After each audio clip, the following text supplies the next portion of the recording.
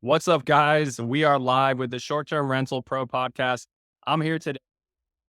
Matt is a real estate agent, mortgage Mortgage broker, broker, yeah. short term rental investor, and owner of an Airbnb co host property management company. So, really, Matt wears about all the short term rental hats you could possibly wear and has been extremely creative to build the impressive portfolio that he has. Matt, thank you so much for joining today. Thanks for having me, Jeremy. Man, I think the last time we spoke, you were on a mountain bike ride or hike or run or something, which is, I think, what you do almost every day anyway. We were like, I was like, "Hey, are you winning?" I was like, "Yeah, man, I'm just at my 10th mile of my run." I'm like, "How are you talking to me?" But it's a skill, unfortunately. I think after that, I got a stress fracture not too long after.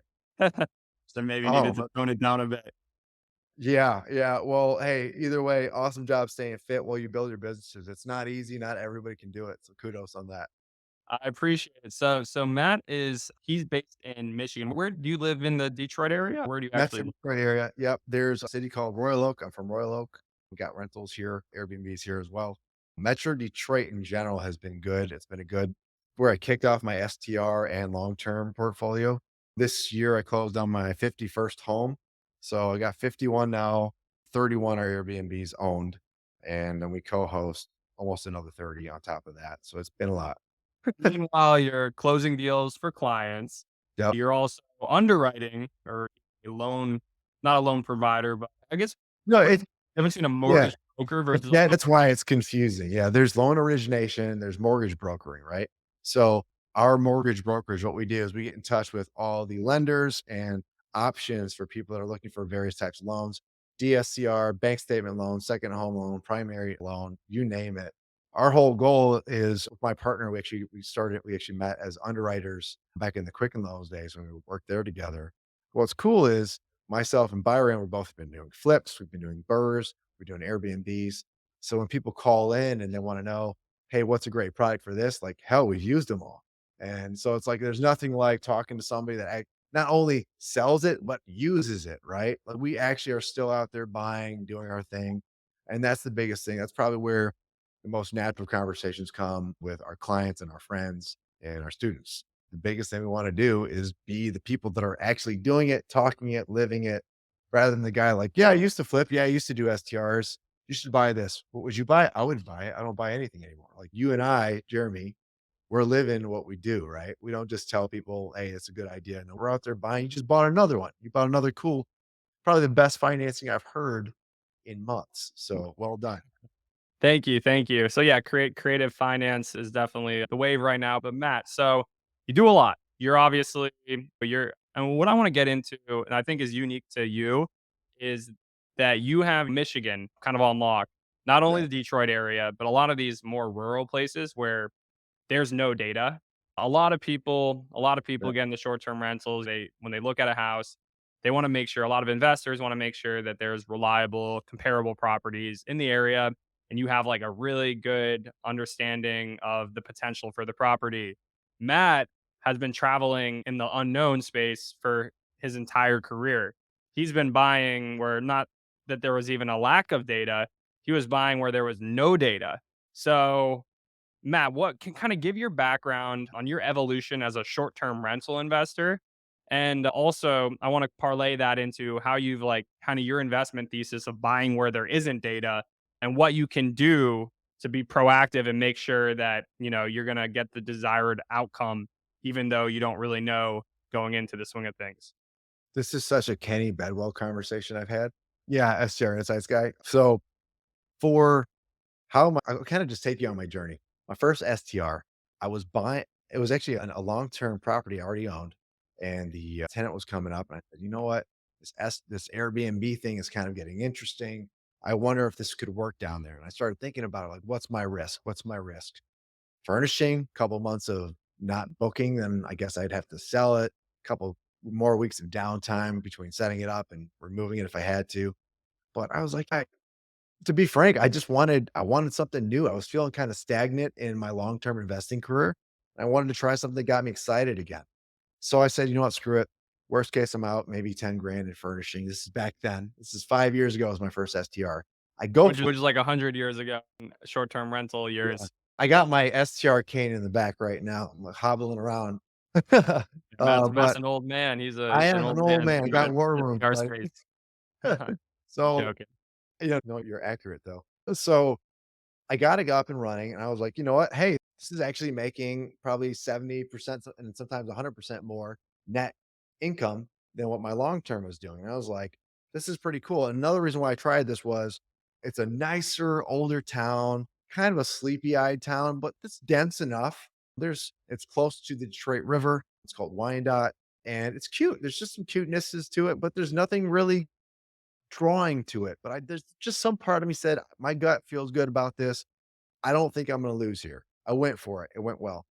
The next town, I went to more of an inner city area that some people would consider kind of rough at the time. It's now, Detroit, uh, kind of Detroit. it's very Detroit. It's just outside of Detroit. It's adjacent to it.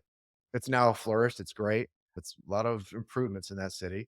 But we went for it, and I said, you know what? I'm just gonna try it again. I'm gonna try it again. Let's bet it on now Hazel Park is where we did.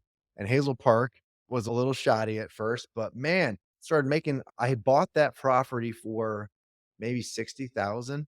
And this, of course, this is like 4.5 years ago now, but I was making like 4,500 a month on it.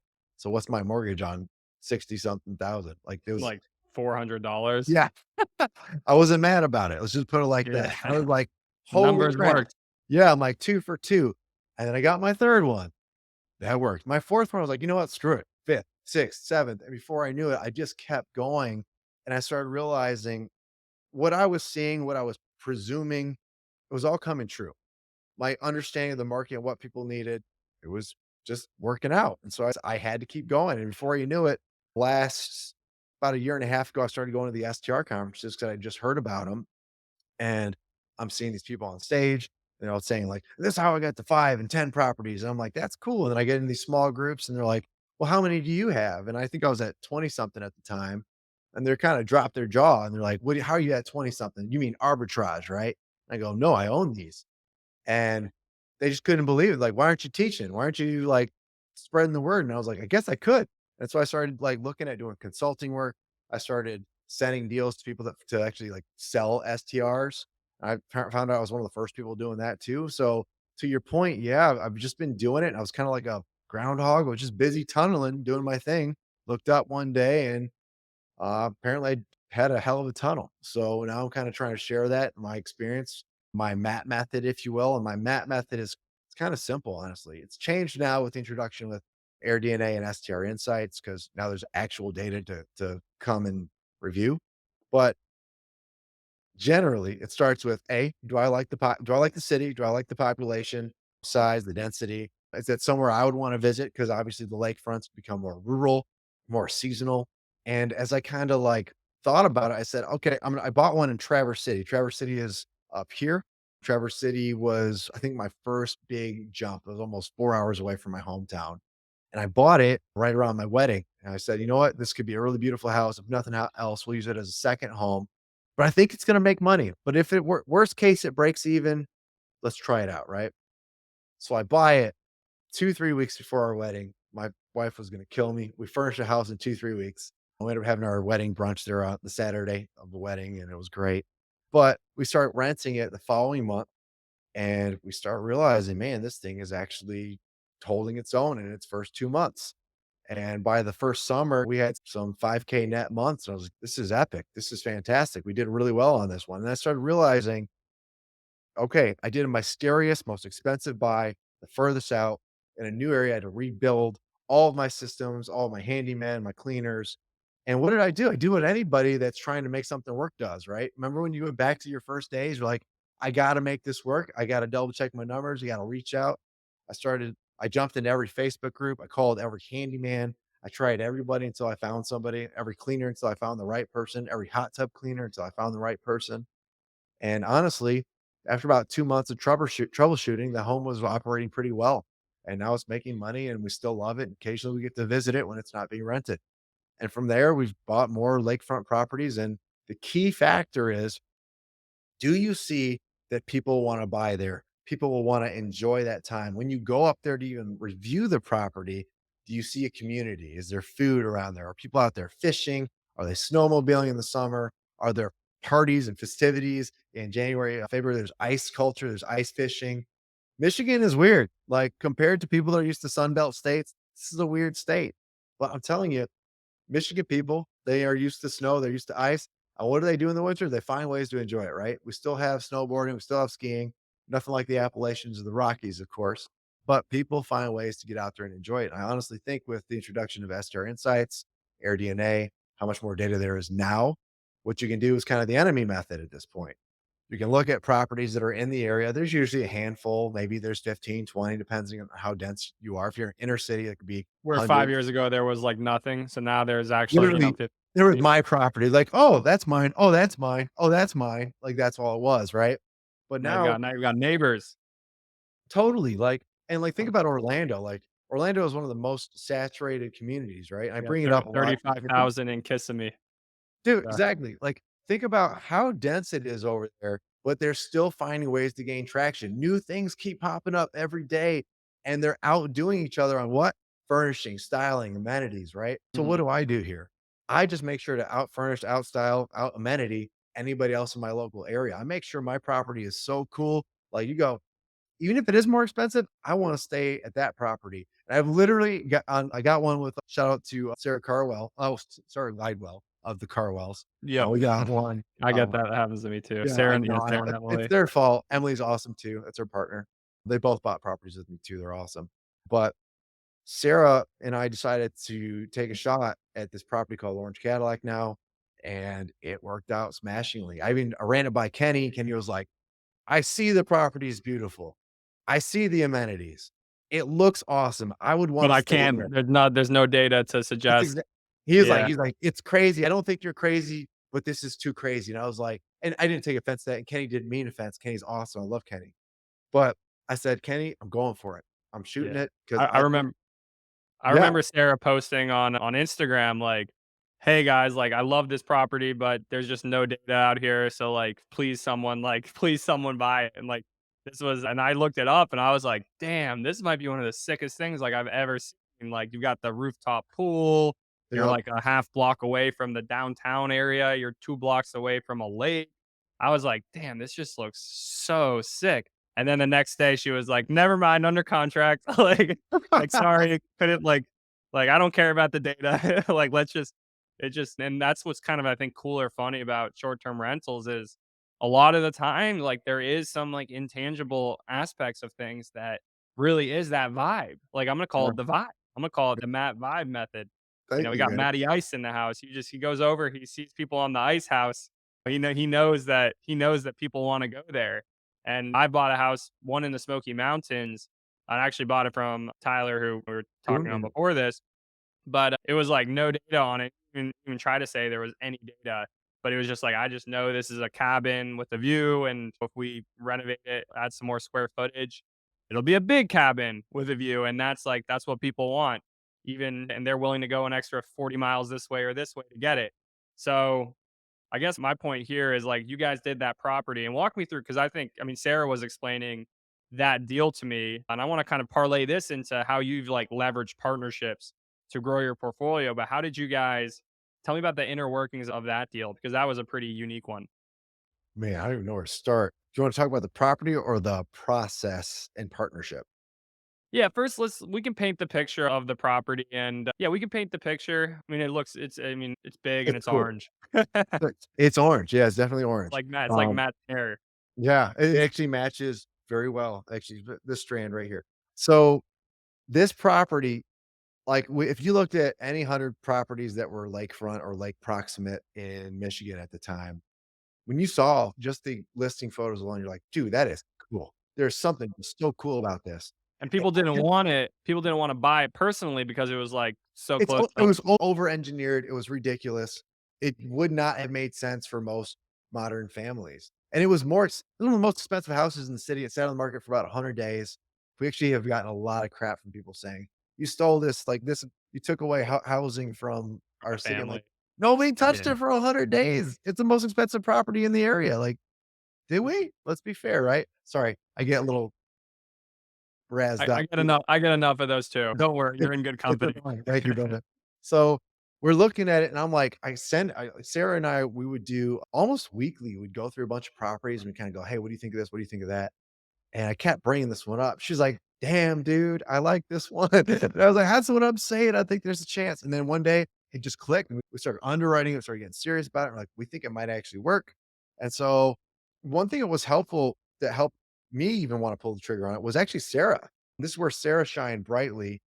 That's a funny joke because she was one of the first people I ever knew that brought a quality Airbnb that was, I would say at the time was, and it's probably still, she does a really quality design, really high quality, one of the best in Michigan, period. I think I'm number 2, but number 2 by a margin.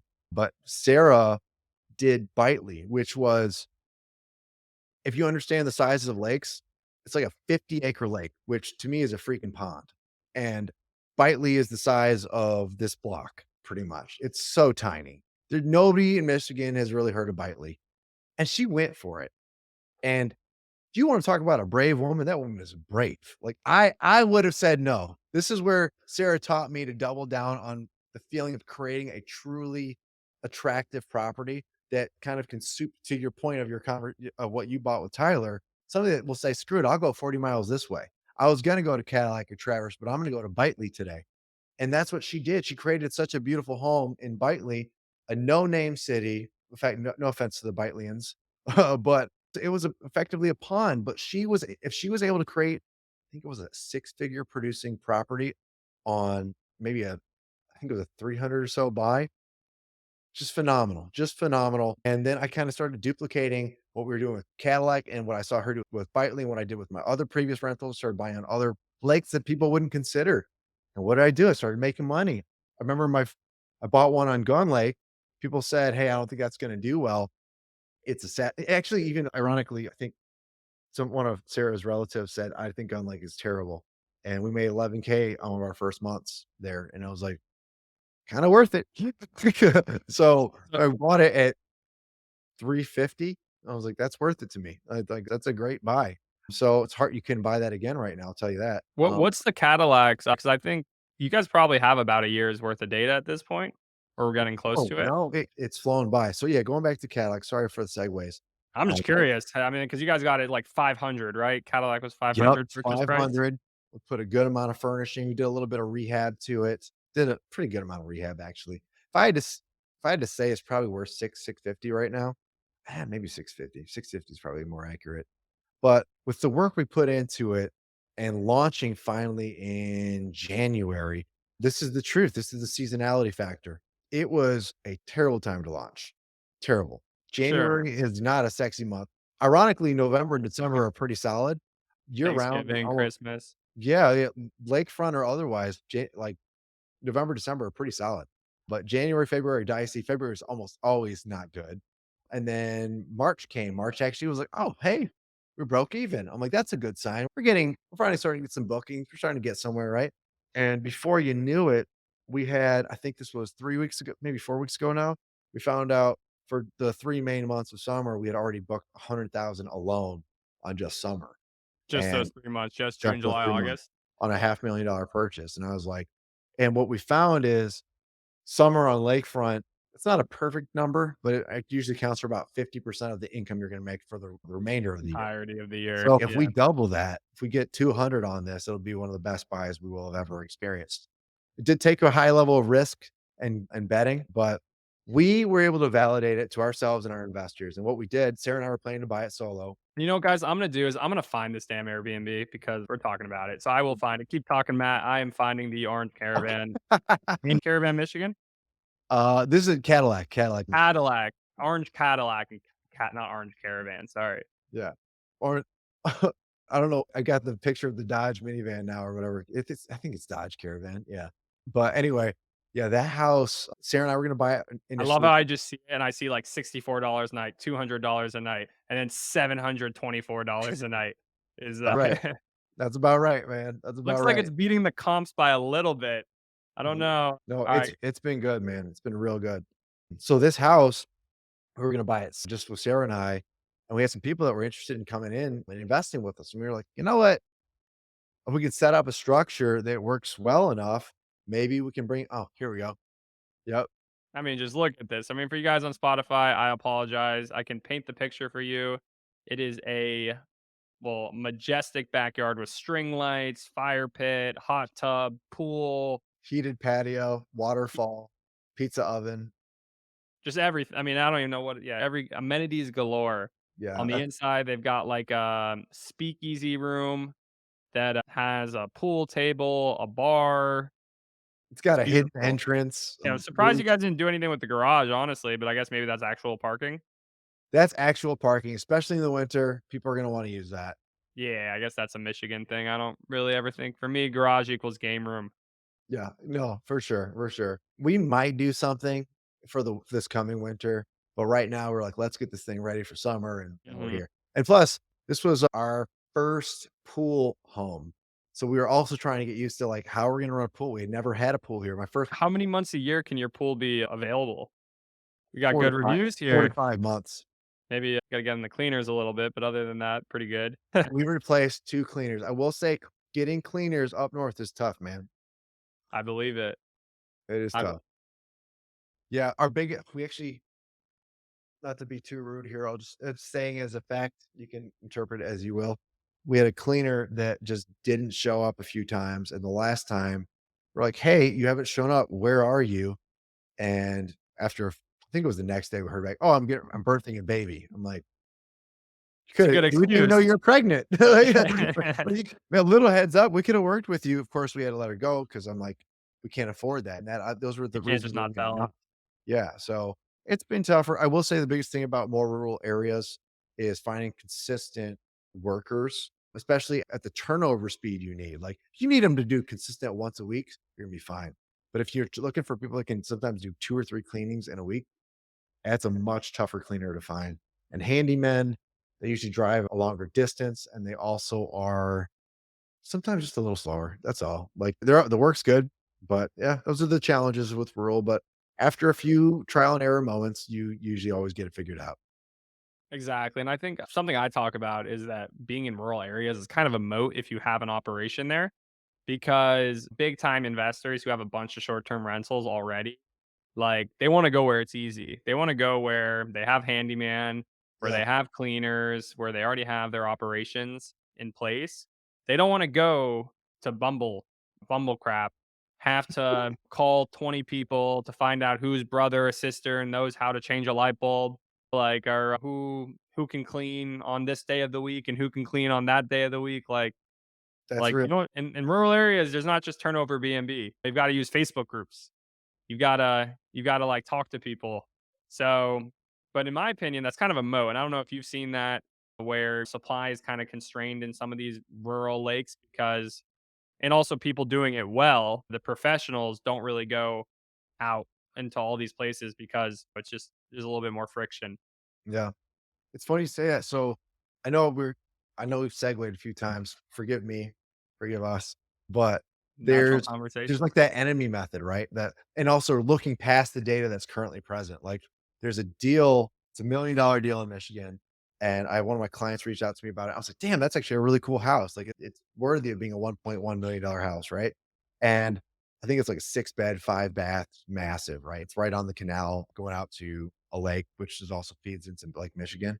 And we're looking at it and we're seeing that the data for the actual house, it has been on Airbnb, but it's been used as a second home. So it hasn't really been like pushed as an actual investment. Meanwhile, there's other homes nearby that have hit like in the 200s, 230, 240, 150. You see a couple other comps like that, right? And so I was explaining to this client was because they really wanted to get like, I want to see the Airbnb data. I want to see the Airbnb data of what they have. And I was like, Doesn't well, matter. Throw it out the door. that's almost exactly what I said. I was like, "It won't matter." They never really treat it like an investment, so even if we see it, it's gonna show nothing, right? But let's look at what the other ones are. Let's consider the enemy method, right? When you looked at the 224, the house was a hair smaller and honestly not that attractive. The other 230 or something was a brand new build. It was right there on I call it the ocean because Lake Michigan's it when you look at it, it looks like an ocean. It's huge. It's a great lake, right? But on the Great Lakes.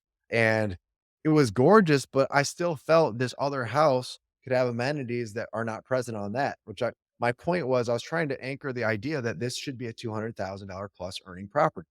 And I said, you can set a game room with these 3-car garage that's already there, the unfinished or no, the mostly finished basement, hot tub hasn't even been added.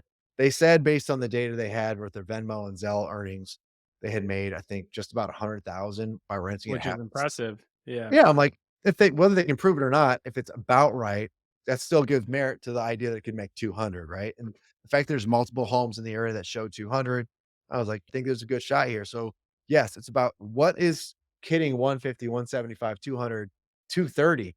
Is can your home be better than all those as just a home? Yes. So it should give you a really good shot of staying in the 200 range, maybe even exceeding the top data point of the 230. So it's like you gotta look at those things. Even on my inner city stuff in Royal Oak, like there's a couple homes that hit 75 to 120. And my last primary before I moved into this is in Royal Oak too. And we said, you know what? Let's get weird. Let's do a crazy theme. So we did the most marble theme that's ever even touched Michigan. It's like not, I wouldn't say we would be a killer in Orlando, but we'd probably hold some water. But we said we want to do something, we want to go a little bit more edgy. We did it. The reviews have been stellar. We made 10,000 our first month of being launched. We were booked the same day we launched, and all we had to go on was, "You can make 75 to 120 here. If we do what I think we're going to do, we might hit 150 on this house." Right? Because we looked at what's there, what's good, what's not good. We said, "We can be better than what the best is. We can do that." And plus, like, our quality of our fixtures, our furnishing, our attention to detail. I think my wife's we have over 1,000 5-star reviews, Superhost since it started on our account. I think she's like a 4.95 average.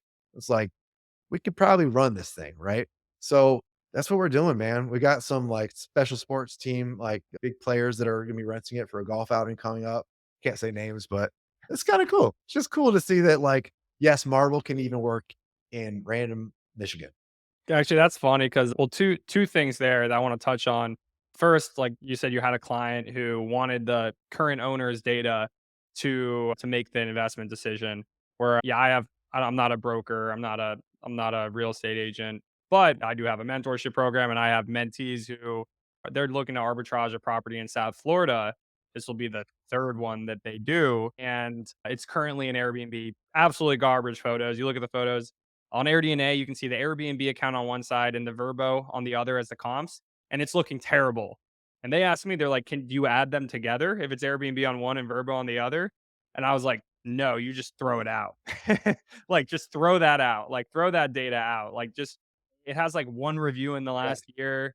Like, it looks like the host isn't accepting bookings. Like, you put in a request to book, they don't respond and accept it. Their response rate is like 0%. I'm like, you throw it out. They're like, "Well, what do you" "Nope, throw it out. That's not a data point."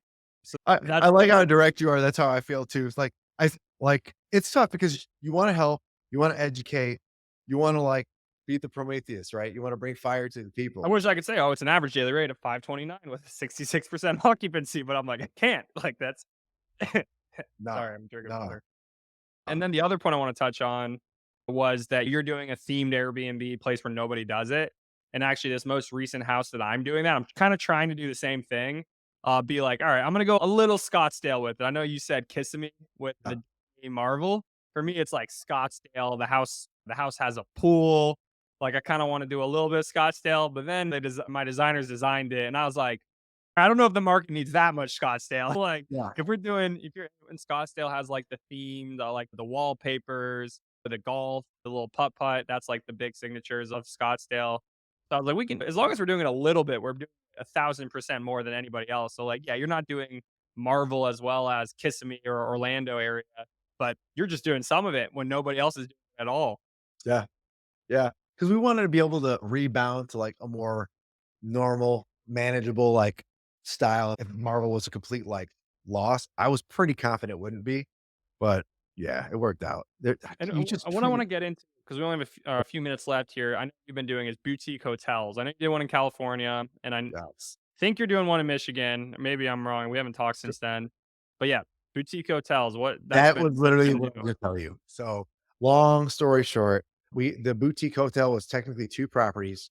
and we were having some trouble after appraisal trying to keep everybody in line with expiration of contract. And we found that we can't buy both the properties that were side by side. It wasn't going to be worth Mhm. it. So we couldn't buy one and validate it. We had to buy both. One of the sellers was not very amenable. So we finally exited probably like 30 days ago. It was the Alright. longest, most painful experience. And honestly, it got really emotional for all parties. Very tough. So, yes, let it be said that Matt does not win always. I pushed really hard on this one. I really tried like hell to make this deal work, but it just, unfortunately, it fizzled. And sometimes it's par for the course. We lost probably 20 grand. In diligence or Diligence, yep, diligence, most of the EMD was written off.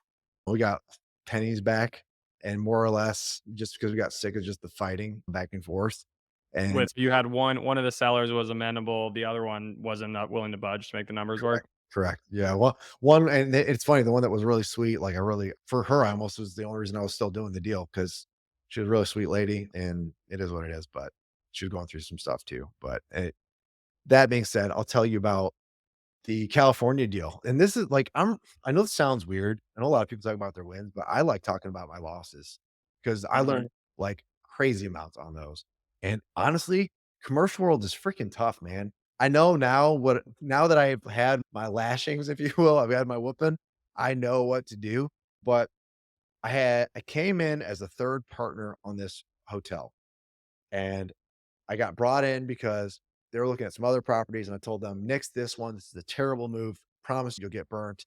And they're like, "Holy crap! Like you really know your stuff.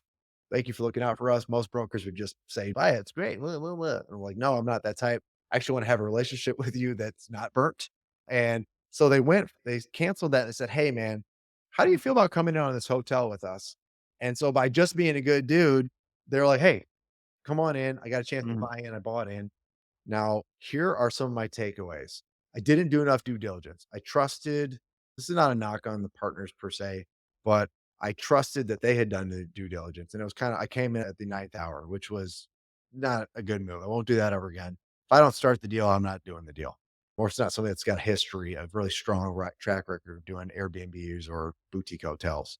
So the idea was to develop the land around it, right? Found out later they didn't have as much capital as they suggested. They had it, but they spent it elsewhere. Didn't know that became a challenge. This deal was completely dependent on development of the lots of land that came with it, as well as a single family home that came with it. So the first thing we did when we got it, we reneged on some of the process. So we also steered away from the initial goal. It was a pivot, you could say, in the moment, but by doing that, it really hurt a lot of additional play out. And the final straw that really hurt this property, aside from Coachella being an amazing month, Coachella did like 40 grand for Coachella week, month rather. The styling. I'm big on doing really unique styling, especially if, like you said, Scottsdale, right? Can't do the same boring thing everybody else does. You gotta do something unique, be bold. And I said, let's be bold. Let's do something different. And one of the partners is kind of traditionalist. I want to do a very conservative approach. That this is what's going on in the area. We should do this. I said, I fully disagree. We got to go hard. And I got outvoted, which was Mhm. kind of a bummer. It turned out nice. It was a nice update. But unfortunately, it didn't stand out. And there, if you look up, I think it's called the Trixie Motel. They did an outlandish thing. I won't say it on air, but if you look it up, it's outlandish. Very bright, very interesting, and they crushed it. They have the highest ADR of any other place in Desert Hot Springs and Palm Springs, probably for that matter. But in the end, here we are now. We're looking to sell it actually. It's actually listed. I think for the right person to take it over. We talked about, I mean, we could pull the capital, build this thing up, get the development done that we needed to do initially. But honestly, I think we just kinda all got beat up on it, and I think somebody else needs to take this in the end zone and crush this property, but Are you gonna walk out, like, you're gonna walk out even, up, uh, down? I mean, if you wanna be honest. dude, it's gonna be a little loss, and but you know Mhm. what? Sometimes you gotta pay for your lessons, man, and luckily, when I did this, I knew that was there's a chance that would be the case. It's not gonna be detrimental, but it won't be a proud moment, but that's the key, Sure. man, like, if you are only learning from people that only have wins, have never experienced loss or, like, "Oh, shit" moments, who are you learning from? You can't somebody that just happens to be like, some people are freaking lucky, let's just be honest. Like, some people are just All they do, they show up and win, and that's awesome for them, but you can't teach people luck. You can teach from experience though, right? So that's what you're able to do. Think about like how you and I have both been able to go out there, form partnerships around buying and acquiring properties to the point where we built up everyone's confidence, everybody's experience and success. We troubleshot, we made individual decisions that were hedged and leveraged by having a fraction of our capital in it, but using other people to be a part of those decisions. So if you had 5 people now gain that same experience step, which has also made it easier for you to grow as an individual and like continue to buy properties on your own now, right? So it's like what you and I did, we had exponential like experience by having all those conversations over and over again, looking at it from different angles and coming to some agreement, right? And that's also it's funny because as you get better and you have so many successes, you open yourself up to new risks, probably because you get bored, right? And so to be frank with you, the hotel was something I was like, I'm scared of it kind of I'm kind of bored. I'm going for it. So I took a risk that I knew could be damning, and it wasn't damning. It hurt a little bit, but nothing I can't recover from, right? But now my next hotel, I was hoping it was going to be that Long Lake hotel that you knew about. It didn't pan out, but not because I didn't do my due diligence. It didn't pan out because I couldn't keep most sellers in tune. My next one's going to be kick ass, though. I'm sure of it. Got it. So what would your pro tip be for anybody listening? Ah, man. Pro tip, most people are probably newer, right? I probably have sub 3 properties. One big thing I wanna push on is buy. Like, arbitrage is great for testing the waters. I did one arbitrage, it was successful, but nothing teaches and also creates there's 3 ways to make money on the buy, right? There's the appreciation, there's the cash flow, and there is the tax benefits. I am a huge proponent rather, of buying. I think buying has been huge. And the thing I've undervalued most in my success is how much my properties have appreciated and how crazy beneficial it is to switch from long-term rentals to short-term. The amount you can write off legally on short-term rentals is asinine. If you aren't doing short-term rentals, if you have a long-term rental portfolio and you're in good enough areas to do short-term, for the love of God, switch, get those tax benefits, enjoy it. It's been great. And Right? listen to I talked with Ryan Bakey, who's a short-term rental specific CPA. So if you guys Right. wanna learn about the specific tax benefits to short-term rentals, I think we touched on it pretty well there. But yeah, Matt, if anyone listening, how can they find you and how can they get access to the deals you're sending out? Really simple. If you go on my Instagram, TikTok, whatever, check my link in bio. I got an option to sign up for the email list at the bottom and my STR Legend course at the top. So if you need anything, just let me know. Once you're on the email list, double check your spam. It comes from my MailJet account. Sometimes the first one goes to and it bounces into your spam. Just make sure you check it, mark it as not spam. But you're going to see my emails are not spam. If you're looking for good Michigan deals with some actual real underwriting behind them and real history or real data that's been used from my experience. I think you're gonna like what you see. And hopefully in the future, Jeremy and I will have something to combine powers on and share with you guys. Exactly, guys. Stay tuned for that. And yeah, Matt, thanks so much for coming today. Thank you, brother. Really great catching up as always. Look forward to catching up again. Guys, that's a wrap. Stay tuned for our next episodes. And as always, give us that 5 star, share it, send it to your friends. This grows through word of mouth, and we're here just to help you guys out. And I hope you guys appreciate that. So, everybody, have a great day. Matt, Thank you, see guys. you later, Thank you, brother. brother. Yeah.